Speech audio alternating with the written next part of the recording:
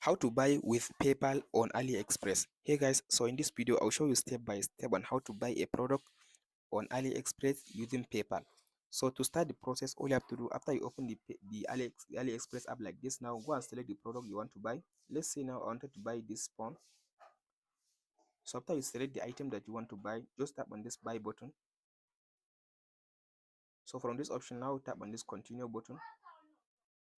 So in this option, all you have to do now, you can tap on this, select this payment method. In this payment method, you can tap on this add card button. This one, select the second one. So after you select this add a new card button, so you can tap on this place order button. So you can tap on this place order. So as you can see now, after you tap on the place order, in this option now, it will ask you to type in your card details. All you have to do now, go back to your PayPal app. After you open your PayPal app, you'll be able to see a button which says request a card.